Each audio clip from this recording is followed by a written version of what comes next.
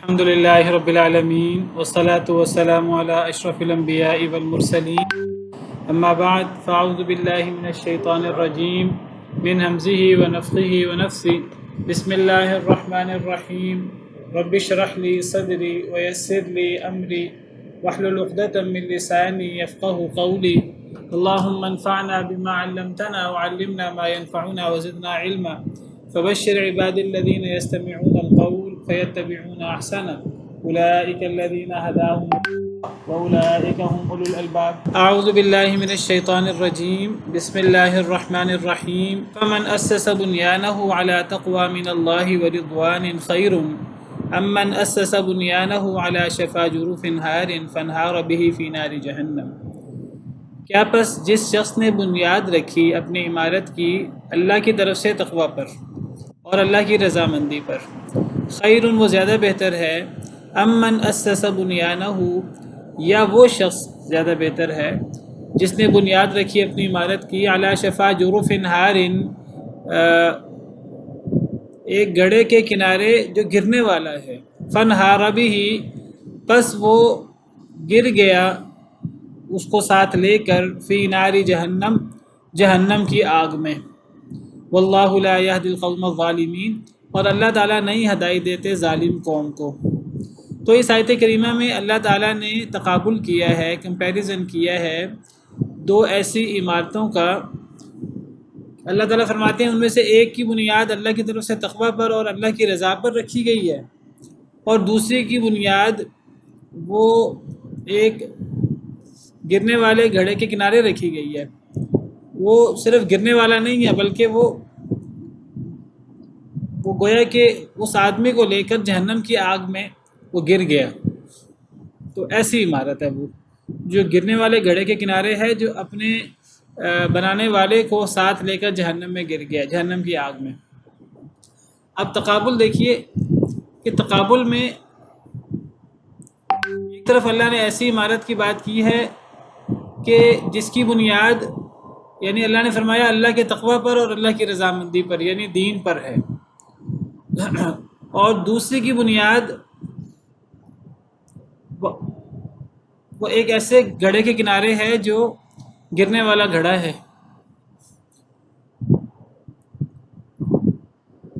تو اب کون سی عمارت بنانا بہتر ہے؟ تو واضح سی بات ہے کہ وہی عمارت بنانا بہتر ہے جو اللہ کے تقوی پر ہو اور اللہ کی رضا پر ہو۔ جب اس کی دینی بنیاد اچھی ہوگی تو اس کی دنیاوی بنیاد بھی اچھی ہوگی۔ تو اللہ تعالیٰ نے کمپیریزن کیا ہے دو عمارتوں کا، ایک عمارت کی بنیاد دینی قرار دی ہے، دوسری کی دنیاوی انداز سے اس کی مضبوطی کا ذکر نہیں کیا پہلی عمارت کا، بس اس کی عمارت کی مضبوطی کا، اس کی عمارت کی بنیاد کا ذکر کیا ہے تقوی اور اللہ کی رضا کے ساتھ۔ جب اس کی عمارت کی بنیاد اللہ کی تقوی اور اللہ کی رضا پر ہوگی تو وہ بھی ہوگی دنیاوی طور پر، اور دوسری عمارت اس کا ذکر دنیاوی طور پر کمزوری کے ساتھ ذکر کیا ہے۔ تو ظاہری بات ہے کہ وہی عمارت زیادہ بہتر ہے جس کی بنیاد اللہ کے تقوی پر ہو، اللہ کے ڈر پر ہو اور اللہ کی رضا پر ہو۔ یہی عمارت مضبوط بھی ہوگی اور اس کی بنیاد دین بھی ہوگا۔ اور دوسری عمارت خود بھی گرنے والی ہے، صرف خود گرنے والی نہیں ہے، وہ اپنے بنانے والے کو اور بنانے والوں کا ساتھ دینے والوں کو بھی اپنے ساتھ جہنم کی آگ میں لے جائے گی۔ کمزور عمارت ہے، وہ دنیا میں بھی تباہ کرے گی، آخرت میں بھی تباہ کرے گی، اور ایسے ظالم لوگوں کو اللہ تعالیٰ ہدایت نہیں دیتے۔ لا يزال بنيانهم الذي بنوا ريبة في قلوبهم إلا أن تقطع قلوبهم والله عليم حكيم۔ لا يزال بنيانهم نہیں زائل ہوگی، نہیں ٹلے گی، بنیانہم ان کی عمارت، الذی بنوا جو انہوں نے بنائی، ان منافقین کی عمارت جو انہوں نے بنائی وہ عمارت کبھی زائل نہیں ہوگی، کبھی ٹلے گی نہیں۔ کیا مطلب زائل نہیں ہوگی، نہیں ٹلے گی؟ یعنی مراد ہے کہ وہ ہمیشہ رہے گی۔ تو لا یزالو کا با محاورہ معنی کیا جاتا ہے ہمیشہ رہے گی، مثبت معنی کیا جاتا ہے اس کا۔ لا یزالو نہیں زائل ہوگی یعنی نہیں ٹلے گی، یعنی ہمیشہ رہے گی۔ تو ہمیشہ رہے گی ان کی وہ عمارت، یعنی ان منافقین کی وہ عمارت، الذی بنو جو انہوں نے بنائی۔ کون سی عمارت جو انہوں نے بنائی؟ یعنی وہ مسجد جو انہوں نے ضرر دینے کے لیے، کفر کے لیے اور مومنوں میں تفریق ڈالنے کے لیے اور پناہ گاہ کے لیے انہوں نے جو عمارت، جو مسجد بنائی، تو اللہ فرماتے ہیں کہ وہ عمارت جو انہوں نے بنائی، وہ مسجد زرار جو انہوں نے بنائی، وہ ہمیشہ رہے گی ریبتاً فی قلوبہم، ان کے دلوں میں شک کے طور پر، ان کے دلوں میں شک ڈالتی رہے گی، ان کے دلوں میں نفاق ڈالتی رہے گی، ان کے دلوں کے اندر شکوک و شبہات پیدا کرتی رہے گی دین اسلام کے بارے میں، اسلام کی حقانیت کے بارے میں، صحیح عقیدے کے بارے میں، صحیح دین کے بارے میں۔ الا مگر یہ کہ ان تقطع قلوبہم، یہ کہ ٹکڑے ٹکڑے ہو جائیں ان کے دل۔ یعنی اللہ تعالیٰ فرماتے ہیں کہ جب تک ان کے دل سلامت ہیں اس وقت تک یہ مسجد زرار جو انہوں نے بنائی تھی، جس کو ڈھا دیا گیا اور جس کو جلا دیا گیا، مسمار کر دیا گیا نبی صلی اللہ علیہ وسلم کے حکم سے، تو وہ مسجد زرار اگرچہ اسے ڈھا دیا گیا ہے، اگرچہ اسے جلا دیا گیا ہے، اسے ختم کر دیا گیا ہے، لیکن انہوں نے جو غلط ارادہ کیا اور انہوں نے جو مسجد زرار بنائی اور جس نیت کے لیے بنائی، اس مقصد اور اس نیت کی وجہ سے یہ عمارت ان کے دلوں میں نفاق کا اور شکوک و شبہات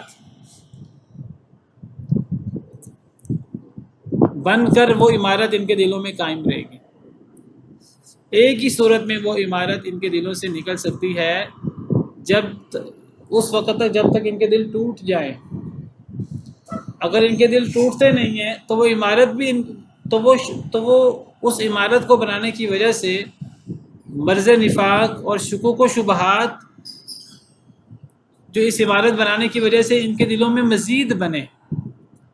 دیکھیے، شکوک و شبہات پہلے ہی موجود تھے، نفاق پہلے ہی موجود تھا، خرابی ان لوگوں میں پہلے ہی موجود تھی، لیکن اس عمارت کو بنانے سے وہ نفاق بڑھ گیا، مرض نفاق، وہ شکوک و شبہات بڑھ گئے دین اسلام کے بارے میں، اسلام کی حقانیت کے بارے میں، اللہ رسول کے وعدوں کے بارے میں۔ پہلے ہی ان کے دلوں میں شکوک و شبہات تھے اس عمارت کو بنانے کے جرم کی وجہ سے، اگر جب وہ عمارت ڈھا دی گئی، اس عمارت کو ختم کر دیا گیا، لیکن چونکہ انہوں نے یہ عمارت بنائی تھی، یہ جرم انہوں نے کیا تھا، اس جرم کی وجہ سے اب ان کا جو مرض نفاق ہے اور شکوک و شبہات ہیں ان کے دل میں، وہ کبھی ختم نہیں ہو سکتے۔ ایک صورت میں ختم ہو سکتے ہیں کہ اگر ان کا دل ٹوٹ جائے، اور دل کب ٹوٹتا ہے، دل کب مرتا ہے؟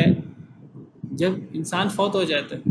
یعنی گویا کہ اس آیت کریمہ کا مطلب یہ ہوا کہ اب جب تک یہ زندہ ہیں اس وقت تک ان کے دلوں میں مرض نفاق وہ موجود رہے گا، ان کے دلوں میں شکوک و شبہات موجود رہیں گے۔ ایک صورت میں یہ شکوک و شبہات ختم ہو سکتے ہیں جب تک یہ خود ختم ہو جائیں گے۔ یعنی اب جب تک یہ ہیں ان کے دلوں میں یہ نفاق کا بوٹا اور شکوک و شبہات کا یہ جو سلسلہ ہے، یہ ان کے دلوں میں کم نہیں ہو سکتا، بڑھتا رہے گا، اور اس کی وجہ ان کے پرانے گناہوں کے ساتھ ساتھ، ان کے پرانے شکوک و شبہات اور پرانے نفاق کے ساتھ ساتھ اس کی وجہ ان کا مسجد زرار بنانا۔ اس سے پتہ لگتا ہے کہ دیکھیے، اللہ تعالیٰ کسی انسان پر ظلم نہیں کرتے، ہدایت اور گمراہی اللہ کے ہاتھ میں ہے، لیکن ایسا نہیں ہے کہ ایک بندہ ہدایت حاصل کرنا چاہتا ہو اور اللہ تعالیٰ اسے ہدایت حاصل نہ کرنے دیں، اور اللہ تعالیٰ اسے گمراہی کی طرف لے جائیں۔ ایک بندہ پکا سچا مسلمان بننا چاہتا ہو، اللہ تعالیٰ اسے پکا سچا مسلمان نہ بننے دیں، اللہ اسے منافق بنا دیں، ایسے نہیں ہوتا۔ جو بندہ منافقت والا رویہ رکھتا ہے، شکوک و شبہات والا رویہ رکھتا ہے اور بڑے بڑے جرم کرتا ہے، جس طرح کہ منافقین نے کیے، جن میں سے ایک جرم ان کا مسجد زرار بنانا، اگر جو اس مسجد کو ڈھا دیا گیا، لیکن یہ مسجد بنانا ہی اتنا بڑا جرم تھا کہ اس جرم کی وجہ سے اب ان کا مرض نفاق اللہ نے خبر دے دی ختم نہیں ہو سکتا۔ اب یہ کم نہیں ہو سکتا، یہ بڑھ تو سکتا ہے۔ ایک صورت میں یہ شکوک و شبہات اور یہ چیزیں ختم ہو سکتی ہیں کہ ان کے دل ٹوٹ جائیں، ریزہ ریزہ ہو جائیں، اور وہ دل کے ٹوٹنے اور ریزہ ریزہ ہونے سے مراد ان کا مرنا ہے، یعنی مرتے دم تک اب ان کے دلوں سے نفاق نہیں نکل سکتا۔ یہ اللہ کی سزا ہے۔ یہ بالکل وہی انداز ہے جو اللہ تعالیٰ فرماتے ہیں کہ جو بندہ رسول کی مخالفت کرے حق واضح ہونے کے بعد، وَمَن يُشَاقِقِ الرَّسُولَ مِن بَعْدِ مَا تَبَيَّنَ لَهُ الْهُدَى، جو رسول کی مخالفت کرے حق واضح ہونے کے بعد، وَيَتَّبِعْ غَيْرَ سَبِيلِ الْمُؤْمِنِينَ، اور مومنین کے رستے کو چھوڑ کر کسی اور رستے کی پیروی کرے، نُوَلِّهِ مَا تَوَلَّى، وہ جہاں پھرنا چاہتا ہے ہم اسے وہیں پھیر دیتے ہیں، وَنُصْلِهِ جہنم، اور ہم اسے جہنم میں داخل کر دیتے ہیں، وَسَاءَتْ مَصِيرًا، اور بہت برا ٹھکانہ ہے۔ اگر ایک بندہ رسول کی بات قبول کرنا ہی نہیں چاہتا، ایک بندہ مسلمانوں کے رستے پہ چلنا ہی نہیں چاہتا، تو پھر ٹھیک ہے، اللہ بھی اسے جہنم کے رستے پہ چلا دیتے ہیں۔ تو اللہ کسی کو ایسے ہی گمراہ نہیں کرتے، اللہ کسی کے دل میں ایسے ہی شکوک و شبہات نہیں ڈالتے۔ ایسے اعمال ہوتے ہیں لوگوں کے کہ پھر اللہ اس کے ساتھ ویسا ہی معاملہ کرتے ہیں۔ جو لوگ نیک ہوتے ہیں، میں نے کل بھی آپ کے سامنے کیا تھا، جو لوگ متقی ہوتے ہیں، اللہ سے ڈرتے ہیں، اللہ ان کے تقوی کو بڑھا دیتے ہیں۔ وَيَزِيدُ اللَّهُ الَّذِينَ اهْتَدَوْا هُدًى، جو ہدایت یافتہ ہوتے ہیں اللہ ان کے تقوی کو بڑھا دیتے ہیں۔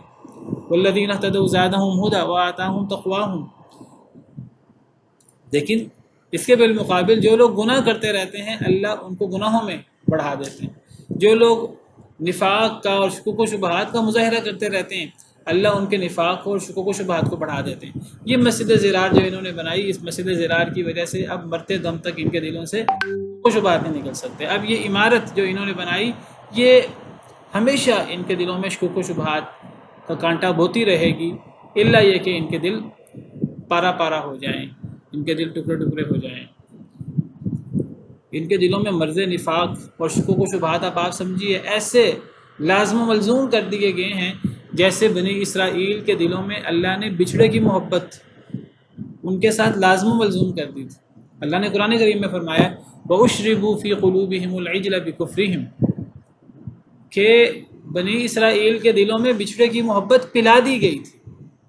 جیسے کسی کے رگ رگ میں کوئی چیز انڈیل دی جائے نا، تو بنی اسرائیل کے رگ رگ میں گویا کہ جنہوں نے بچھڑے کو پوجا، ان بدبختوں کے جسموں میں اور ان کے دلوں میں بچھڑے کی محبت اس طرح کر کے ڈال دی گئی، پلا دی گئی کہ وہ اب ان کے دلوں سے نکل نہیں سکتی۔ وہ پنجے کاٹ دیے ہیں بچھڑے کی محبت نے ان کے دلوں میں۔ کیوں؟ یہ اللہ کا کوئی ان پہ ظلم نہیں ہے، اللہ کی ان پہ کوئی زیادتی نہیں ہے۔ اللہ فرماتے ہیں بکفرہم، ان کے اپنے کفر کرنے کی وجہ سے۔ تو جس طرح بچھڑے کی محبت ان بچھڑے کی عبادت کرنے والوں کے دلوں میں اور جسم و جاں میں ڈال دی گئی تھی، آپ سمجھیے اس طرح کر کے ان منافق اس عمارت بنانے کی وجہ سے اور دیگر ان کی کفریہ اور منافقانہ رویے کی وجہ سے ان کے دلوں میں شکوک و شبہات کو اب گاڑ دیا گیا ہے۔ اب وہ ایک ہی صورت میں نکل سکتا ہے کہ ان کے دل پارا پارا ہو جائیں۔ اور ہم نے پیچھے پڑھا، اس کی بھی پڑھی، ہم نے پڑھا ایک ایسا عمل کہ جس کی بنا پر اللہ نے فرمایا کہ اب قیامت تک نفاق، قیامت تک، وہاں قیامت کا ذکر ہے، اب قیامت تک نفاق ان کے دلوں سے نہیں نکلے گا۔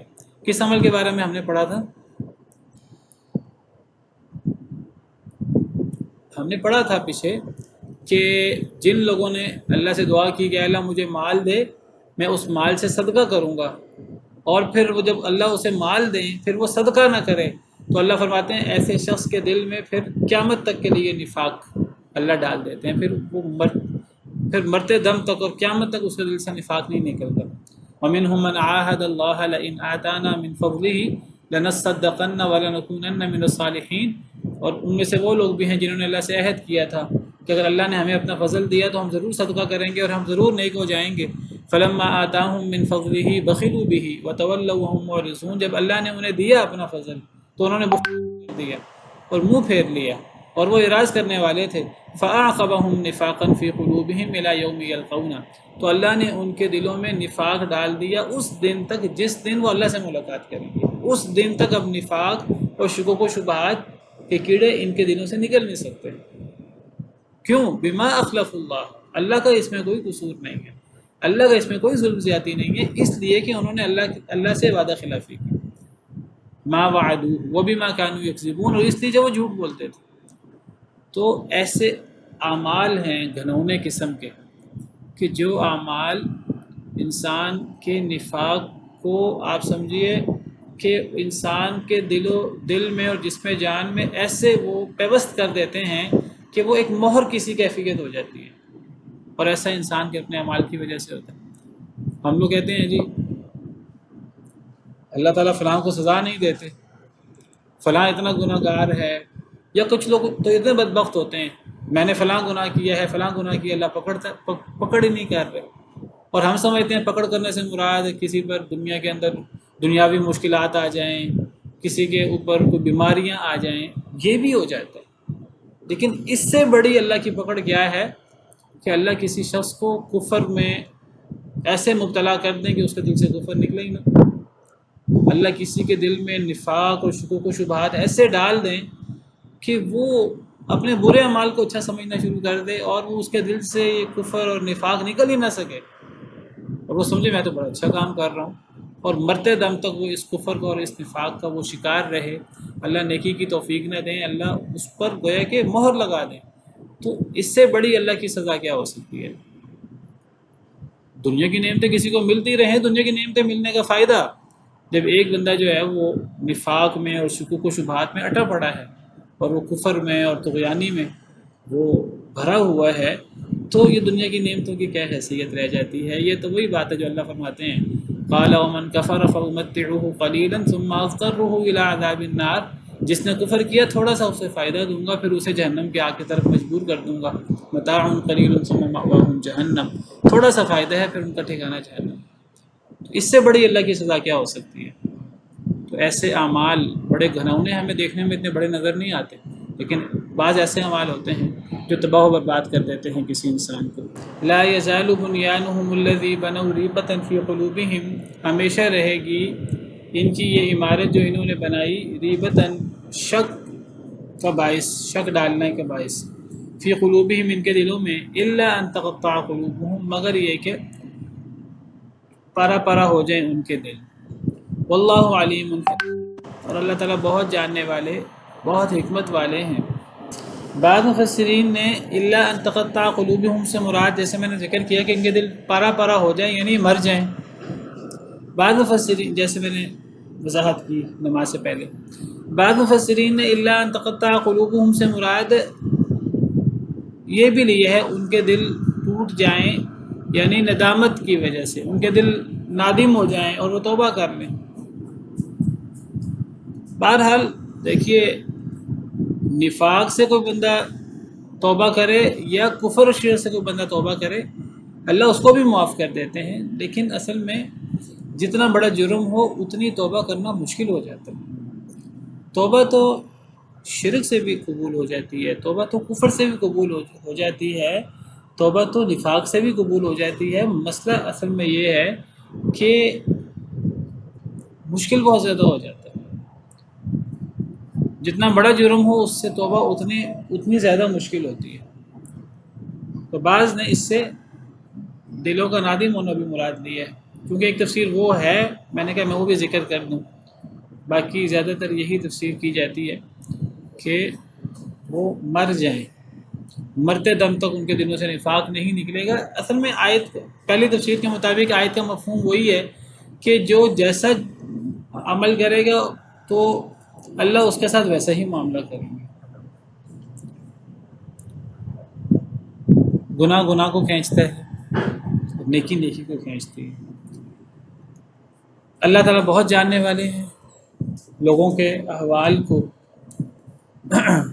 حکیم، بہت حکمت والے ہیں۔ اللہ کے سارے فیصلے حکمت پر مبنی ہیں، سارے فیصلے سچے بھی ہیں اور حکمت پر مبنی بھی ہیں۔ کوئی فیصلہ بھی اللہ تعالیٰ کا ظلم نہیں ہے، زیادتی نہیں ہے، ناانصافی نہیں ہے۔ ان اللہ اشتری من المؤمنین انفسهم واموالهم بان لهم الجنہ، بے شک اللہ تعالیٰ نے خرید لی مومنوں سے ان کی جانیں اور ان کے مال، بان لهم الجنہ، اس لیے کہ ان کے لیے جنت ہے، اس کے بدلے کہ ان کے لیے جنت ہے۔ اللہ نے مومنوں سے ان کی جانیں اور ان کے مال خرید لیے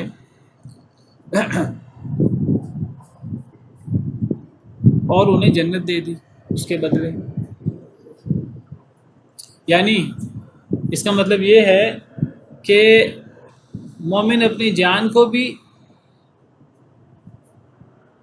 اللہ کے لیے، اللہ کے دین کے لیے، دین کے غلبے کے لیے استعمال کرے گا، اور اپنے مال کو بھی اور اپنے ہر چیز کو، اپنے مال کو بھی اللہ کے دین کے لیے، اللہ کے لیے استعمال کرے گا، دین کے غلبے کے لیے، اور اپنی جان کو بھی۔ جان میں تو ہر چیز آ جاتی ہے، اپنے بیوی بچے بھی، اور اپنے تمام تعلقات بھی، اور اپنی تمام صلاحیتیں بھی۔ تو ہر چیز وہ اللہ کی ہے، اور وہ اللہ کے لیے اور اللہ کے دین کے غلبے کے لیے ہونی چاہیے۔ اگر کوئی یہ رویہ رکھے گا تو پھر اسے جنت ملے گی۔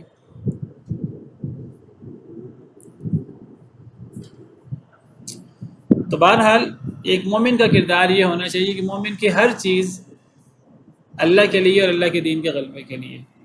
دیکھنے میں بعض دفعہ چیز مشکل لگتی ہے، لیکن اگر آپ غور کریں تو یہ چیز مشکل نہیں ہے، بلکہ یہ اللہ کا سراسر احسان ہے اور اللہ کا سراسر فضل ہے۔ کہنے کو یعنی ایک انسان گویا کہ جس کو ہم کہتے ہیں نا تن من دھن انسان اللہ کے لیے قربان کر دے، یہ وہ چیز ہے۔ لیکن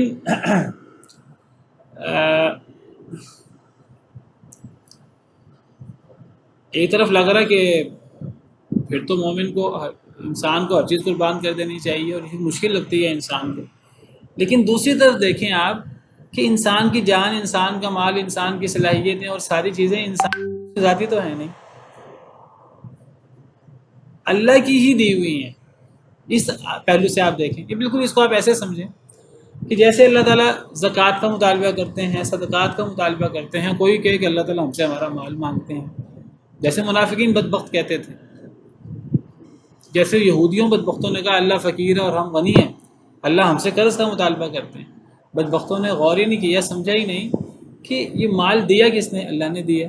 اگر اللہ نے، جس نے سارا مال دیا، جان دی اور ساری نعمتیں دی، اگر اللہ اس مال میں سے تھوڑا سا مانگ لے، اللہ نے تو مال مانگا ہی نہیں، اللہ نے تو جو بچت ہے، ضرورت کی چیز مانگی نہیں، جو بچت کی چیز ہے اس میں بھی اللہ تعالیٰ نے وہ 40واں حصہ 2.5% بچت میں سے مانگا ہے، کتنا تھوڑا مانگا ہے، اور اس کو بھی کوئی بندہ چٹی سمجھ لے، بوجھ سمجھ لے، پھر تو منافقت ہی منافقت ہے، اللہ معاف کرے، پھر تو انسان کا عمل قبول ہی نہیں ہوتا۔ جیسے ہم نے پیچھے پڑھا کہ جو بندہ یہ زکوٰۃ و صدقات کو چٹی سمجھے، بوجھ سمجھے اور کراہت محسوس کرے تو اس کا عمل قبول ہی نہیں ہوتا، والعیاذ باللہ۔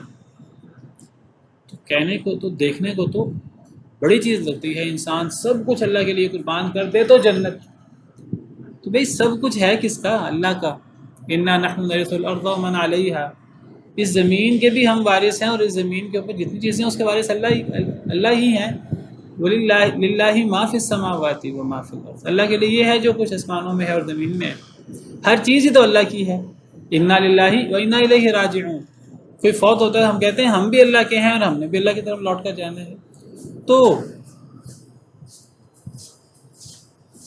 انسان اپنی جان اللہ کے لیے اور اللہ کے دین کے غلبے کے لیے، اور اپنا مال اور اپنی ہر چیز انسان قربان کرے تو جنت ملے گی، اور یہ کوئی مہنگا سودا نہیں ہے، یہ بالکل منطقی اور عقلی سودا ہے۔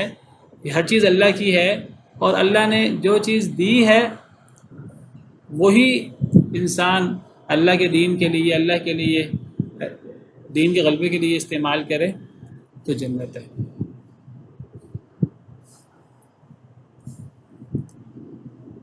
یقاتلون فی سبیل اللہ فیقتلون ویقتلون، یہ وضاحت ہے پہلے جملے کی کہ وہ لڑیں اللہ کے راستے میں، پھر قتل کریں اور قتل ہوں، قتل کر دیں کافروں کو یا قتل ہو جائیں، ویقتلون، قتل کر دیے جائیں۔ یہ گویا کہ اللہ نے خرید لی مومنوں سے ان کی جانیں، تو یہ جانیں جو اللہ نے خرید لی، یہ اس کی وضاحت ہے کہ مومن اللہ کے دین کے غلبے کے لیے وہ تن من دھن سب کچھ قربان کریں گے، اور اگر ضرورت پڑی تو اپنی جان بھی ہتھیلی پر رکھ کر اللہ کے دین کے غلبے کے لیے وہ میدان جنگ میں لے آئیں گے، اللہ کے راستے میں لڑائی کریں گے، تو قتل کریں گے کفار کو اور غازی بن کے جائیں گے، اور یہ بھی ممکن ہے کہ قتل ہو جائیں، شہید ہو جائیں، دونوں صورتوں میں خیر ہی خیر ہے۔ جیسے ہم نے پیچھے پڑھا قُل لَن یُصِیبَنَا إِلَّا مَا كَتَبَ اللَّهُ لَنَا، پہلی بات تو یہ ہے کہ ہمیں ہرگز نہیں پہنچے گا مگر جو اللہ نے ہمارے لیے لکھا، اور پھر اللہ نے فرمایا کہ قُلْ هَلْ تَرَبَّصُونَ بِنَا إِلَّا إِحْدَى الْحُسْنَيَيْنِ، منافقین مسلمانوں کے بارے میں کہتے تھے کہ مسلمانوں کو شکست پہنچے، نقصان ہو، تو اللہ نے فرمایا نبی صلی اللہ علیہ وسلم کو آپ اعلان کریں منافقین کے لیے، تم ہمارے بارے میں دو اچھی چیزوں میں سے ایک چیز کا انتظار کر رہے ہو، یا تو فتح ہو جائے مسلمانوں کو اور مسلمان غازی بن کے لوٹیں، یہ بھی مسلمانوں کے لیے اچھی چیز ہے، اور اگر نقصان ہو گیا اور شہادت مل گئی تو مسلمان شہادت کے متمنی ہوتے ہیں، اور مسلمانوں کے لیے یہ چیز بھی بہت اچھی ہے۔ تو مسلمان لڑیں، اللہ کے راستے میں قتل کریں اور غازی بنیں، تو یہ بھی اللہ کی بہت بڑی نیکی ہے اور بہت بڑی سعادت ہے، اور اگر وہ شہید ہو جائیں، اللہ کے راستے میں کام آ جائیں نیک نیتی کے ساتھ، تو اس سے بڑی سعادت کیا ہو سکتی ہے۔ اللہ کے دین کے غلبے کے لیے انسان سب کچھ قربان کر دے اپنا۔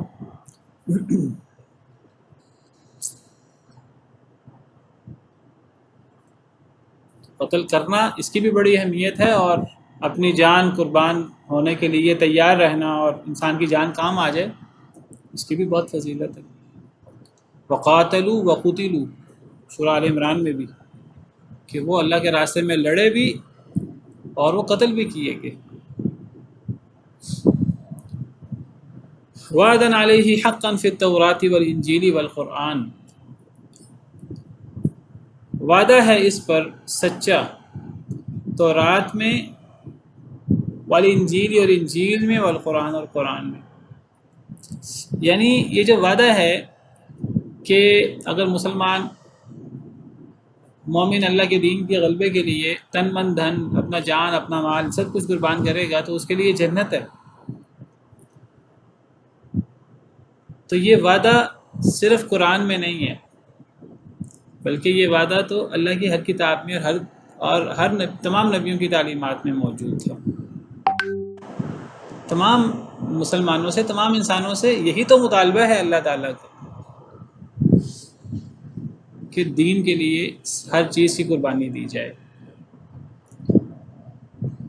یہ الگ بات ہے اللہ قربانی لیں یا نہ لیں، انسان کا جذبہ یہ ہونا چاہیے، اور اگر یہ جذبہ نہیں ہے کہ میں دین کے غلبے جان قربان کرنی پڑے تو جان بھی قربان کروں گا، مال قربان کرنا پڑے تو مال بھی قربان کروں گا، اگر یہ جذبہ نہیں ہے، یہ الگ بات ہے اللہ کسی کو موقع دیتے ہیں کہ نہیں دیتے، اگر یہ جذبہ نہیں ہے تو پھر منافقت ہے، اللہ معاف کرے۔ حدیث مبارکہ کا مفہوم ہے، اگر ایک بندہ نہ کبھی اس نے جہاد کیا اور نہ کبھی اس کے دل میں جہاد کا جذبہ پیدا ہوا، تو ایسا بندہ جو ہے وہ نفاق کی موت مرتا ہے، اور کما قال علیہ الصلوۃ والسلام۔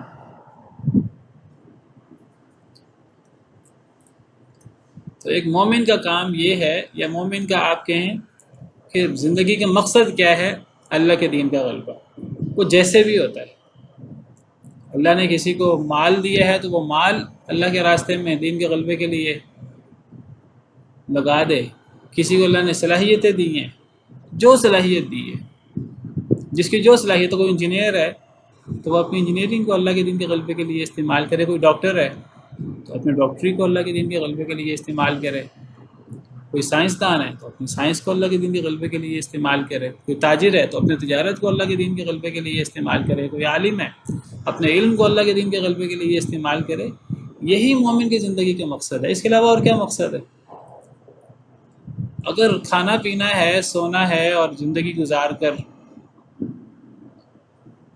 اپنے لیے کما لیا، بیوی بچوں کے لیے کما لیا، تو یہ کون سا کام کیا؟ یہ تو کوئی کام نہیں ہے، یہ تو جانور بھی کرتے ہیں۔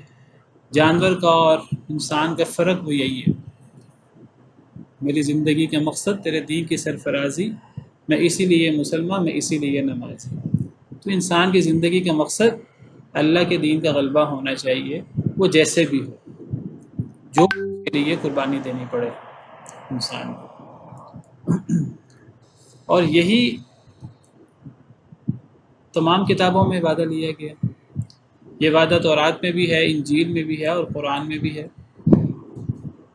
ومن اوفی بعہدہ من اللہ، اور کون زیادہ پورا کرنے والا ہے اپنے عہد کو اللہ سے۔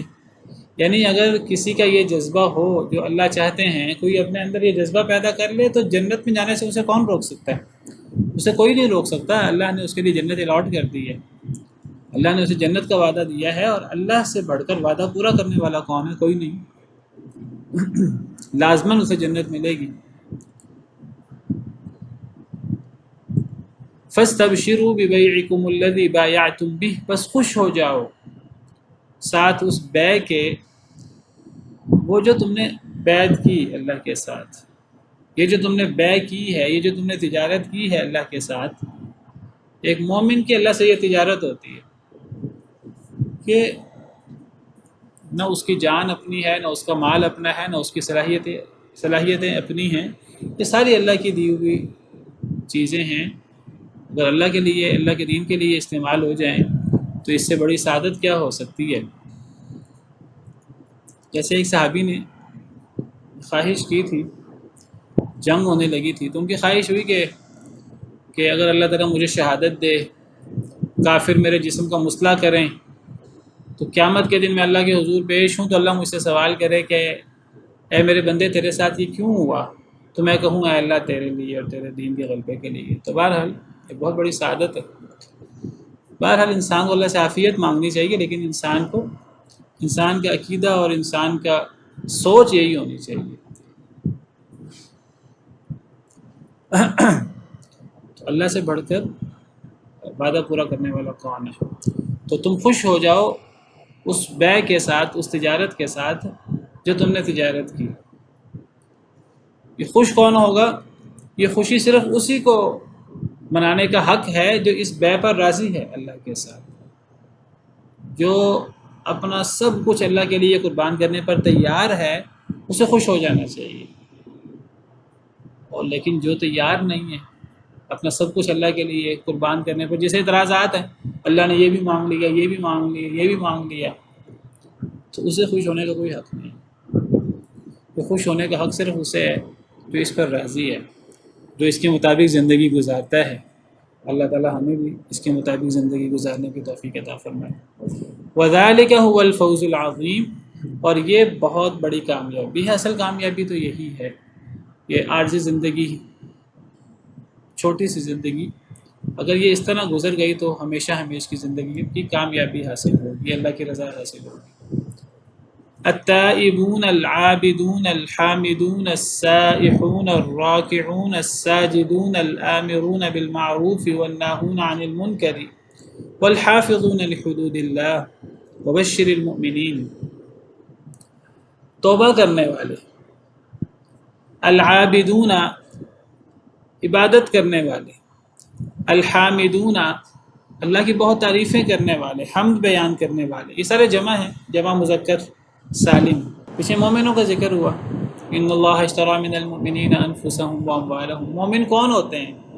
ایک بندہ بس لا الہ الا اللہ محمد رسول اللہ پڑھ دے، منہ سے کہہ دے آمنت باللہ یا آمنا باللہ والیوم الآخر، تو بس یہ مومن ہو جاتا ہے؟ نہیں، یہ مومن تو نہیں ہے۔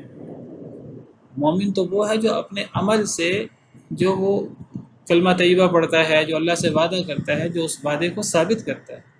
وعدے کو ثابت نہ کرے تو وہ تو ہم پھر پڑھ چکے ہیں منافقین کا رویہ۔ وعدے تو وہ بھی اللہ سے بڑے کرتے ہیں، اللہ مال دے گا تو مال خرچ کریں گے، لیکن وہ مال خرچ نہیں کرتے۔ تو مومن وہ ہے جو وعدہ کرتا ہے اللہ سے، اس وعدے کو پورا کرتا ہے۔ مومن وہ ہے جو اپنے عمل سے ثبوت دیتا ہے ایمان کا، کیونکہ ایمان کا تعلق صرف زبان کے اقرار کے ساتھ نہیں ہے، صرف دل کی تصدیق کے ساتھ نہیں ہے، اس کا تعلق ہمارے جوارح، ہمارے اعضاء، ان کے عمل کے ساتھ بھی ہے۔ تو یہ مومن کی صفات ہیں ساری کی ساری، جن میں یہ صفات پائی جاتی ہیں وہ ہے حقیقی مومن۔ جن میں یہ صفات نہیں ہیں، آپ قرآن کریم پڑھیں، قرآن کریم میں جگہ جگہ ایمان کے ساتھ عامل الصالحات، وہ مجمل ایک لفظ ہے، ہم پڑھ لیتے ہیں جو ایمان لائے اور نیک عمل کیے، وہ نیک عمل میں یہاں کوئی تفصیل ہے اس کی، وہ نیک عمل میں سارے نیک اعمال آ جاتے ہیں، اللہ کے سارے احکامات آ جاتے ہیں، جن جن چیزوں سے اللہ نے روکا ہے ان چیزوں سے روکنا آ جاتا ہے۔ یہ چھوٹی چیز نہیں ہے، بلکہ صرف ایمان کیا ہے، ایمان باللہ، ایمان باللہ میں ساری چیزیں شامل ہیں۔ ایمان باللہ میں یہ نہیں انسان مجھ سے کہتے کہ میں اللہ پر ایمان لایا، ایمان باللہ میں ہر چیز شامل ہے۔ ایک صحابی نے آپ سے عرض کیا ہے اللہ کے رسول صلی اللہ علیہ وسلم کوئی ایسی مختصر چیز بتائیں کہ بہت لمبے احکامات، تفصیلی احکام، مختصر چیز بتائیں میں اس پر ڈٹ جاؤں، اس کو حفظ جان بنا لوں۔ تو آپ نے فرمایا قل آمنت باللہ ثم استقم، تم کہو میں اللہ پر ایمان لایا، پھر اس پر استقامت اختیار کرو، ڈٹ جاؤ پھر اس پر۔ تو وہ ڈٹنا کیا ہے؟ وہ ڈٹنا یہی ہے، ایمان اس کا نام ہے، ان تفصیلات کا نام ہے۔ اکثر جگہوں پر اجمالی ذکر ہوتا ہے تو کچھ لوگوں کو مغالطہ ہو جاتا ہے۔ کون ہے مومن؟ التائبون، جمع کا صیغہ ہے، مذکر کا، مردوں کا ذکر ہو، عورتیں اس میں بالطبع آ جاتی ہیں۔ توبہ کرنے والے، غلطی ہو جاتی ہے انسان سے تو انسان رجوع کر لے، غلطی ہونا بڑی بات نہیں، کئی دفعہ بات ہوئی ہے، غلطی ہونا بڑی بات نہیں ہے، بڑے بڑوں سے، اللہ کے ولیوں سے ہو جاتی ہے، نبیوں تک سے بشری تقاضے کے تحت ہو جاتی ہے، لیکن رجوع کر لیتے ہیں۔ مومن کا کام رجوع کرنا ہے۔ العابدون، اللہ کی عبادت کرنے والے، الحامدون، اللہ کی تعریفیں بیان کرنے والے، السائحون،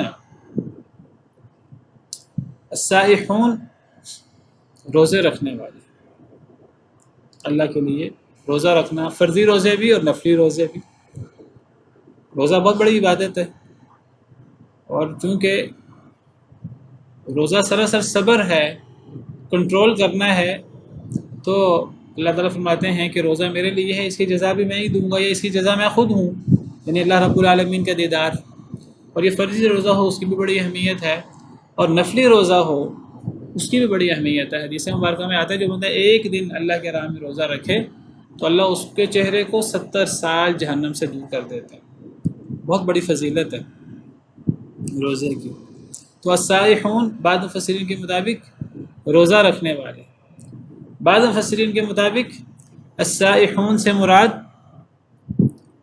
جہاد کرنے والے، سیاحت کرنے والے، یعنی سفر کرنے والے، یعنی جہاد کرنے والے، جہاد کے لیے سفر کرنے والے۔ السائحون یہ سیاحت سے ہے، سین یا حا، ساحہ یسیح، اسی سے مصدر سیاحت ہوتا ہے، عربی میں سیاحہ اور اردو میں سیاحت، تو یہ سفر کے لیے، تو جہاد کے لیے یہ سفر کرنے والے، جس طرح جنگ تبوک کے لیے مسلمانوں نے سفر کیا اور جہاد کے لیے سفر کیا جاتا ہے۔ اور راکعون، رکوع کرنے والے، الساجدون، سجدے کرنے والے، اور راکع، الامرون بالمعروف، نیکی کا حکم دینے والے، والناہون عن المنکر، اور برائی سے بچنے والے، والحافظون لحدود اللہ، اور حفاظت کرنے والے اللہ کی حدود کی۔ اللہ نے چند بڑے بڑے اعمال بیان کیے ہیں، اس میں سارے اعمال شامل نہیں ہیں، لیکن الحافظون لحدود اللہ، اس میں ہر چیز آ جاتی ہے۔ اللہ کی حدود کی حفاظت کرنے والے، یعنی اللہ نے جن جن چیزوں کا حکم دیا اس پر عمل کرنے والے، اور جن جن چیزوں سے اللہ نے روکا ہے اسے رکنے والے، یہ اللہ کی حدود کی حفاظت کرنا ہے۔ ایک بندہ چوری نہ کرے، اللہ کی حدود کی حفاظت کر رہا ہے۔ ایک بندہ نماز پڑھے، اللہ کی حدود کی حفاظت کر رہا ہے۔ تو اس کے اندر سب چیزیں آ جاتی ہیں، بلکہ الامرون بالمعروف والناہون عن المنکر، اس میں بھی ہر چیز آ جاتی ہے۔ یعنی جب کوئی بندہ دوسرے کو نیکی کا حکم دے، نیکی میں ہر چیز آ جاتی ہے جس کا اللہ نے حکم دیا، تو مومن دوسروں کو اس کا حکم دے، جب دوسروں کو اس کا حکم دے گا پہلے عمل کرے گا تو دوسروں کو حکم دے گا، ورنہ تو قول و فعل کا تضاد ہو جائے گا، اور وہ اللہ کے ہاں بڑی ناراضگی کے باعث ہے۔ اور دوسروں کو برائی سے روکنے والے، برائی سے روکنے میں ہر چیز آ جاتی ہے، ہر اللہ کی ناراضگی کا کام آ جاتا ہے، تو اسے روکنے والے، تو دوسرے کو روکے گا، پہلے خود روکے گا تو دوسرے کو روکے گا، نہیں خود روکے گا دوسرے کو روکے گا تو قول و فعل میں تضاد آ جائے گا۔ اور کبر مقتا عند اللہ ان تقولوا ما لا تفعلون، اللہ کے نزدیک یہ بات بہت بڑی ہے ناراضگی کے اعتبار سے، تم وہ کہو جو کہتے نہیں، وہ کہو جو کرتے نہیں ہو۔ تو اللہ نے چند بڑے بڑے اعمال بیان کیے ہیں، تو باقی پھر خلاصہ بیان کرتی ہوں تو بتایا ایمان صرف زبانی جمع خرچ کا نام نہیں، اسی لیے آخر میں پھر دوبارہ وبشر المؤمنین، ایسے مومنین کو بشارت ہے۔ مومن ایسے ہوتے ہیں جن کے اندر یہ ساری صفات ہوتی ہیں۔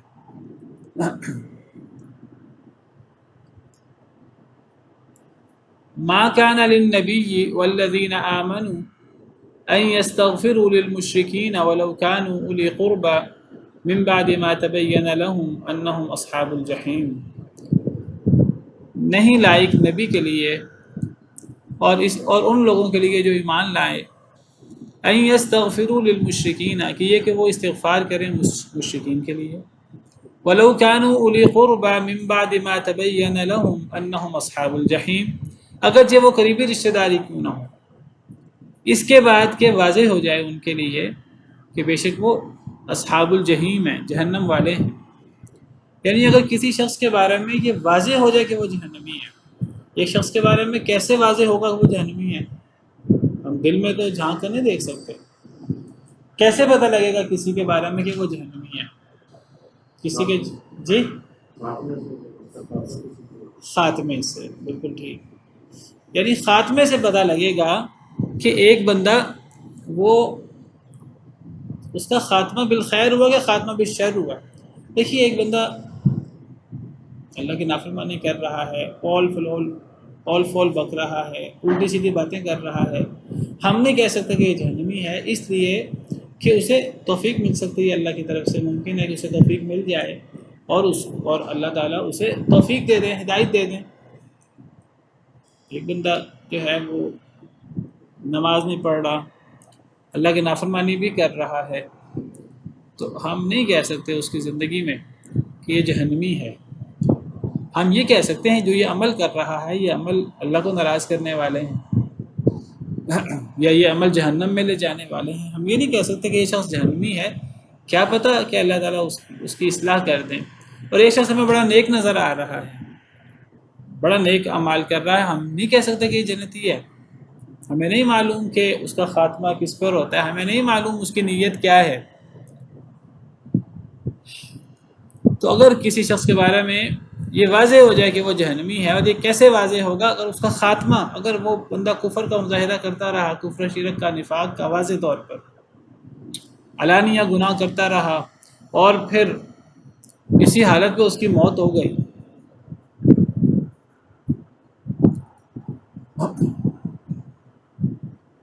تو کفر کرنے والے کی موت اگر وہ اسی پر ہو گئی تو وہ واضح ہے کہ وہ جہنمی ہے۔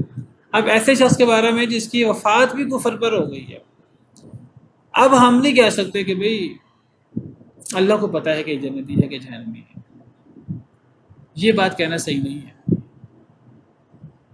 کیونکہ اللہ نے یہ بات ہمیں بتا دی ہے قرآن و حدیث میں کہ اگر کسی کی وفات کفر پر ہوگی، کسی کی وفات اگر یہودیت پر، عیسائیت پر ہوگی، اور اگر اس کی وفات ہو جاتی ہے تو وہ جہنمی ہے۔ یہ بات اللہ نے واضح کر دی ہے قرآن حدیث میں۔ اللہ تعالیٰ فرماتے ہیں ان الدین عند اللہ الاسلام، اللہ کے نزدیک دین اسلام ہے۔ جس کا خاتمہ دین پر ہو اس کے بارے میں ہم کہہ سکتے ہیں کہ جنتی ہے، اگر اس کے اندر منافقت نہ ہو، اس نے ریاکاری کے لیے نہ کیا ہو۔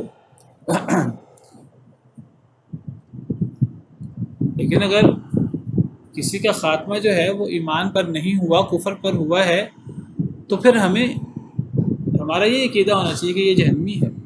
اگر وہ اعلان اپنے کفر کا اظہار کرتا تھا اور اسی پر اس کی وفات ہو گئی، تو اللہ تعالیٰ فرماتے ہیں وَمَن يَبْتَغِ غَيْرَ الْإِسْلَامِ دِينًا فَلَن يُقْبَلَ مِنْهُ، جو اسلام کے علاوہ کوئی دین تلاش کرے اسے قبول نہیں کیا جائے گا، وَهُوَ فِي الْآخِرَةِ مِنَ الْخَاسِرِينَ، اور وہ آخرت میں خسارہ اٹھانے والے میں سے ہوگا۔ اور اللہ فرماتے ہیں وَالْعَصْرِ إِنَّ الْإِنسَانَ لَفِي خُسْرٍ إِلَّا الَّذِينَ آمَنُوا وَعَمِلُوا الصَّالِحَاتِ وَتَوَاصَوْا بِالْحَقِّ وَتَوَاصَوْا بِالصَّبْرِ۔ اللہ نے قسم کھا کر فرمایا، زمانے کی قسم، کہ سارے انسان خسارے میں ہیں سوائے ان لوگوں کے جو ایمان لائے، جنہوں نے نیک عمل کی۔ اللہ تعالیٰ نے فرمایا ان الذين كفروا وماتوا وهم كفار فلن يقبل من احدهم ملء الارض ذهبا ولا يفتدى به، جو لوگ جنہوں نے کفر کیا اور وہ مر گئے اور وہ کافر ہی تھے، تو ایسے لوگ اگر سونے سے بھری ہوئی زمین بھی قیامت کے دن پیش کریں تو وہ قبول نہیں ہوگی۔ جس بندے کی وفات کفر پر ہے اس کے بارے میں ہمارا عقیدہ ہونا چاہیے کہ یہ جہنمی ہے۔ نبی صلی اللہ علیہ وسلم نے حدیث مبارکہ میں فرمایا، آپ نے فرمایا کہ کوئی یہودی کوئی عیسائی اگر اسے میرے بارے میں علم ہو جائے پھر وہ مجھ پر اور جو میں میری رسالت اگر اس پر ایمان نہ لائے تو جہنم میں داخل ہوگا۔ یہ ہمارے ایمان کا حصہ ہونا چاہیے۔ ہم میں سے کچھ لوگ وہ اتنے جو ہیں وہ مداہنت کا شکار ہو جاتے ہیں کہ جی ہم تو کسی کے بارے میں یہ کہہ ہی نہیں سکتے کہ وہ جنتی ہے کہ جہنمی ہے۔ بھئی آپ اس کی زندگی میں نہیں کہہ سکتے، یہ بات ٹھیک ہے، ہمیں نہیں پتہ کہ اس کا خاتمہ کس چیز پر ہوتا ہے، لیکن اگر ایک بندہ علل اعلان کفر کا اظہار کرتا رہا اور اسی پر اس کی وفات ہو گئی تو اس کے بارے میں تو ہم بالکل صراحت سے کہہ سکتے ہیں کہ یہ جہنمی ہے، کیونکہ اللہ نے فرمایا ہے کہ جس کی وفات کفر پر ہو تو وہ جہنمی ہے۔ تو اسی لیے اللہ فرماتے ہیں کہ جس کے بارے میں یہ واضح ہو جائے کہ وہ جہنمی ہے، یعنی اس کی وفات کفر پر ہو جائے، تو پھر اب نبی کے لائق نہیں اور ایمان والوں کے لائق نہیں کہ وہ اس کے لیے مشرک کے لیے استغفار کریں، اگرچہ وہ قریبی رشتہ دار کیوں نہ ہو۔ تو اس آیت کے شان نزول میں آتا ہے کہ ابو طالب نبی صلی اللہ علیہ وسلم کے چچا، جب ان کی وفات ہوئی اور ان کی وفات اسلام پر نہیں ہوئی، نبی کریم صلی اللہ علیہ وسلم اپنی زندگی میں بھی انہیں دعوت دیتے رہتے تھے، انہوں نے اپنی زندگی میں نبی صلی اللہ علیہ وسلم کی ظاہراً حمایت کی کافی زیادہ، اور مخالفین سے ان کو بچایا، جیسے عرب میں قبائلی سسٹم تھا، اس قبائلی سسٹم کے تحت انہوں نے نبی صلی اللہ علیہ وسلم کی مدد کی جگہ جگہ، اور آپ کو ان کا بڑا سہارا تھا۔ لیکن جب وہ بیمار ہوئے تو نبی صلی اللہ علیہ وسلم نے ان پر کئی دفعہ ایمان پیش کیا کہ آپ لا الہ الا اللہ پڑھ لیں، احاج لک بہا عند اللہ، میں اللہ کے ہاں کوئی جھگڑا کر سکوں گا، اللہ کے ہاں کوئی سفارش کر سکوں گا، کوئی بات کر سکوں گا۔ لیکن ابو جہل اور دیگر لوگ بیٹھے ہوئے تھے، انہوں نے آڑ دلائی کہ کیا اپنے باپ کی ملت کو چھوڑ کر کسی اور ملت پر مرو گے، اپنے باپ عبد المطلب کی ملت کو چھوڑ کر کسی اور ملت پر مرو گے؟ جی ہاں جی، دیکھیے پہلی بات تو یہ ہے کہ اگر ایک صورت مدنی ہو تو ضروری نہیں ہے کہ اس صورت کی ساری آیتیں مدنی ہوں۔ یہ جو اس صورت کی آخری دو آیات ہیں لقد جاءکم رسول من انفسکم، تو اس کے بارے میں صراحت سے لکھا علماء نے کہ مکی آیتیں ہیں۔ تو ایک صورت مدنی ہے تو ضروری نہیں اس کی ساری آیتیں ہی مدنی ہوں، اس کی آیتیں مکی بھی ہو سکتی ہیں، مدنی صورتوں میں مکی آیات ہوتی ہیں، ہو سکتی ہیں، اور مکی صورتوں میں مدنی آیات ہو سکتی ہیں۔ سورہ انعام مکی ہے، اور ہم نے پڑھا تھا، کسی کو یاد ہو تو، کہ اس کی 3 آیتیں خاص طور پر وہ جو جس میں 10 احکام ہیں، قل تعالوا اتل ما حرم ربکم، تو وہ مدنی آیتیں ہیں، آیت نمبر 151 152 153۔ اس پر تھیسس بھی ہوا ہے ہماری یونیورسٹی میں نے تھیسس کروایا ہے کہ مدنی صورتوں میں مکی آیتیں کون کون سی ہیں اور مکی صورتوں میں مدنی آیتیں کون کون سی ہیں۔ اور پھر اگر ایک واقعہ مکہ میں ہوا ہو تو اس کی تفصیل اگر مدینہ میں بھی اتر آئے تو کوئی ایسی بات نہیں ہے، واقعہ تو پہلے ہو چکا ہے۔ تو بہرحال یہ صحیح حدیث ہے نبی صلی اللہ علیہ وسلم سے اس آیت کی تفسیر میں کہ اس آیت کا تعلق ابو طالب کی وفات کے ساتھ، میں حدیث آپ کے سامنے پیش کر دیتا ہوں۔ تو میں نے آپ کو بتا دیا کہ جب ایک صورت کو جب مکی کہا جائے یا مدنی کہا جائے، دیکھیے قرآن کریم کی ہر صورت پوری نہیں اتری، ضروری نہیں قرآن کی ہر صورت پوری اتری ہو، ٹھیک ہے؟ ہاں، تو خاص طور جو لمبی صورتیں ہیں، ہم نے اب دیکھیں ہم سورہ بقرہ جو ہے اس کے بارے میں عمومی یہ ہے کہ یہ مدینہ کی پہلی صورت ہے جو نازل ہوئی ہے، لیکن اسی سورہ بقرہ میں ایسی آیات بھی ہیں جو آخری وحی ہے۔ میں نے سورہ بقرہ کی وضاحت میں ایسی چیزوں کی طرف اشارہ کرتا کہ وہ خاص طور جو سود کی آیات ہیں، وہ کہ جی اللہ رسول سے جنگ کے لیے تیار ہو جائے، وہ آخری آیات ہیں جو نازل ہوئی ہیں، حالانکہ سورہ بقرہ یہ مدینہ میں شروع میں نازل ہوئی ہے۔ تو یہ جو لمبی لمبی صورتیں ہیں اور قرآن کریم کی صورتیں یہ ساری اکٹھی نہیں اتری، جب قرآن کریم کی صورتیں اکٹھی نہیں اتری، کبھی چند آیات اترتی تھی، کبھی ایک آیت اترتی تھی، کبھی زیادہ آیات اترتی تھی، اور بعض صورتیں اکٹھی بھی اتری ہیں۔ تو جب صورتیں اکٹھی نہیں اتریں تو کچھ آیات مدینہ میں اتریں، کچھ آیات مکہ میں اتریں، کوئی بعید بات نہیں ہے، کوئی ایسی عجیب بات نہیں ہے۔ جب کسی صورت کو کہتے ہیں یہ صورت مدنی ہے، یہ صورت مکی ہے، تو اس کا مطلب یہ نہیں ہوتا اس کی ساری آیات مدنی ہیں، جو اس کی ساری آیات مکی ہیں، یہ بات علماء کے یہاں مشہور ہے۔ مدنی صورت ایسی صورت کو کہتے ہیں، اصل میں مکی مدنی کا تعلق صورتوں سے نہیں ہے، یہ بات یاد رکھیں۔ مکی مدنی کے اصل تعلق آیات کے ساتھ ہے، وحی کے ساتھ ہے، ایک وحی میں جتنی آیات نازل ہوئی ایک یا زیادہ۔ اب اگر کسی صورت کی ساری آیات مدنی ہوں اس صورت کو مدنی کہیں گے، یا کسی صورت کی زیادہ آیات مدنی ہوں اسے مدنی کہیں گے۔ اور جس صورت کی ساری آیات مکی ہوں یا اس کی زیادہ آیات مکی ہوں تو اسے مکی کہیں گے۔ اور بعض صورتیں ایسی ہیں جس کی آج سمجھے 50% آیات مدنی ہیں، 50% آیات مکی ہیں، ایسی صورتوں کے بارے میں اختلاف ہے، آج تک اختلاف موجود ہے کہ ان کو مکی کہا جائے کہ مدنی کہا جائے۔ سورہ رعد ہے، اس کے بارے میں اختلاف ہے کہ اسے مکی صورت کہا جائے کہ اسے مدنی صورت کہا جائے۔ سورہ رعد کے بارے میں اختلاف ہے، اور کئی اور صورتوں کے بارے میں اختلاف ہے۔ اب یہ دیکھیے صحیح بخاری کی حدیث، صحیح بخاری سے بڑھ کر کون سی حدیث ہو سکتی ہے؟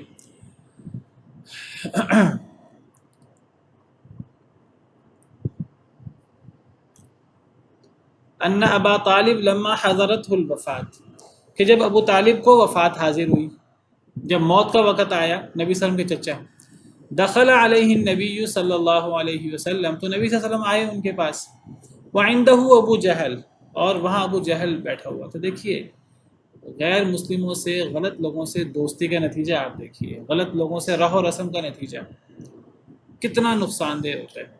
ابو جہل ساتھ بیٹھا ہوا تھا، فقال، تو آپ نے فرمایا، اللہ کے رسول نے، ای عمی، اے میرے چچا، قل لا الہ الا اللہ، آپ لا الہ الا اللہ پڑھ لیجئے، کلمتاً، ایک کلمہ ہے، احاج لک بہا عند اللہ، میں اس کلمے کے ذریعے آپ کے لیے اللہ کے ہاں کوئی بات چیت کر سکوں گا، کوئی سفارش کر سکوں گا۔ کوئی چیز میرے پاس ہونی چاہیے، کوئی بنیاد ہونی چاہیے میرے پاس، کفر کے ساتھ تو کوئی بنیاد نہیں ہے۔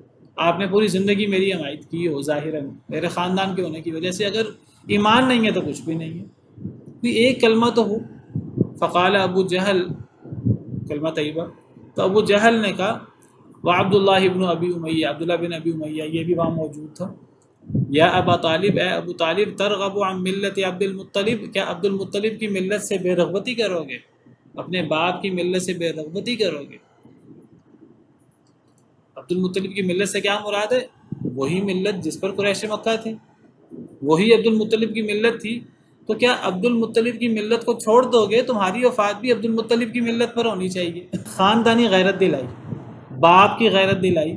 اور اب لوگ بڑی بات کرتے تھے کہ ہم تو باپ دادا کے دین پر ہیں، وہی باپ دادا کے دین کی غیرت دلائی۔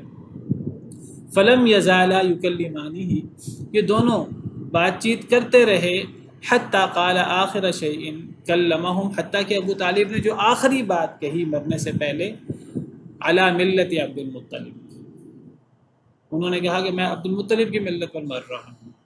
فقال النبی صلی اللہ، تو اب ان کی وفات ہو گئی۔ اب اس سے کسی کو مغالطہ ہو سکتا ہے کہ عبد المطلب کی ملت بھی تو تھی اور ابو طالب بھی اس پر فوت ہوئے ہیں، جس طرح کچھ لوگ اس حدیث مبارکہ کی تفسیر کرتے ہیں یہ کہ عبد المطلب بھی تو مسلمان تھے، تو ابو طالب بھی اپنے باپ عبد المطلب کی ملت پر فوت ہوئے ہیں۔ نہیں، بالکل غلط بات ہے۔ عبد المطلب اور ابو طالب دونوں ایک ملت پہ فوت ہوئے ہیں، اور وہ ملت اسلام نہیں تھی۔ اس وقت تک تو نبی صلی اللہ علیہ وسلم نے دعویٰ نبوت بھی نہیں کیا تھا۔ تو اور اس حدیث میں صراحت ہے، تو نبی صلی اللہ علیہ وسلم نے فرمایا لَأَسْتَغْفِرَنَّ لَكَ مَا لَمْ أُنْهَ عَنْهُ، آپ نے فرمایا جب وفات ہو گئی ابو طالب کی، تو آپ نے فرمایا کہ میں آپ کے لیے استغفار کرتا رہوں گا اللہ سے جب تک مجھے روک نہ دیا جائے، کیونکہ وفات ملت اسلام پر نہیں ہوئی تھی۔ اور حدیث مبارکہ میں آتا ہے کہ آپ نے حضرت علی سے کہا تھا، ابو طالب کو دفنایا بھی نہیں نبی صلی اللہ علیہ وسلم نے، نماز جنازہ بھی نہیں پڑھی، اور آپ نے حضرت علی سے کہا تھا جاؤ جا کر انہیں زمین میں گاڑو، میں آپ کے لیے استغفار کرتا رہوں گا جب تک میں منع نہ کیا جاؤں۔ تو یہ آیت نازل ہو گئی، ما کان للنبی والذین آمنوا ان یستغفروا للمشرکین۔ اس آیت سے بڑھ کر کیا دلیل ہے کہ ابو طالب کی وفات شرک پر ہوئی ہے؟ یہ اس موقع پر نازل ہوئی، یہ ابو طالب کی وفات کے موقع پر یہ آیت نازل ہوئی کہ نبی کے لیے اور ایمان والوں کے لیے، صحیح بخاری کی روایت ہے، اس سے بڑھ کر کون سی روایت صحیح ہو سکتی ہے؟ وہ اس سے اگلی آیت وہ حضرت ابراہیم کے بارے میں ہے۔ حضرت ابراہیم نے بھی اپنے باپ کے لیے استغفار کیا تھا جب تک انہیں پتہ نہیں تھا کہ میرا باپ کفر پر فوت ہو گیا ہے۔ انہیں پتہ تھا میرا باپ کافر ہے، لیکن انہیں یہ نہیں پتہ تھا کہ اس کی وفات ہو گئی ہے۔ تو وہ چونکہ باپ کو گھر چھوڑ آئے تھے، وہ انشاءاللہ ہم کل مزید پڑھیں گے اس کو۔ تو یہ آیت بھی اس موقع کی ہے، اور یہ جو انک لا تہدی من احببت، یہ جو سورہ قصص کی آیت ہے، یہ آیت بھی ابو طالب کی وفات کے موقع کی ہے۔ تو یہ آیت ابو طالب کی وفات کے بارے میں ہے۔ تو اس سے پتہ لگتا ہے ایک مشرک کے لیے، ایک کافر کے لیے استغفار نہیں ہو سکتا مرنے کے بعد۔ جب یہ واضح ہو جائے کہ وہ جہنم والوں میں سے ہے، پھر اس کے لیے استغفار نہیں ہو سکتا۔ زندگی میں اس کے لیے دعا ہو سکتی ہے ہدایت کی۔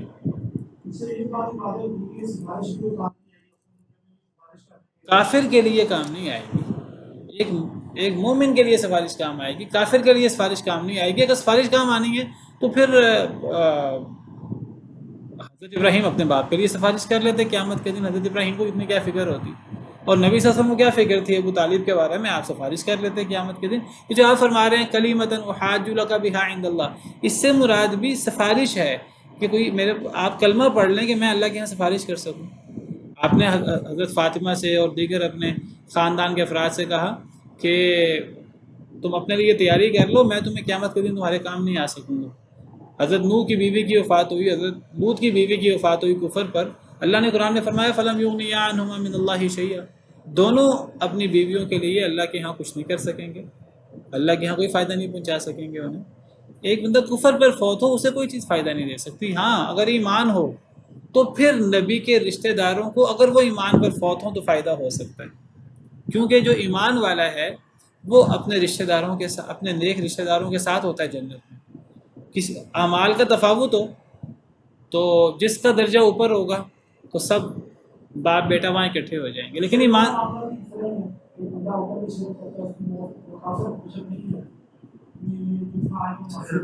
نہیں تو شرک کے ساتھ ہم کیسے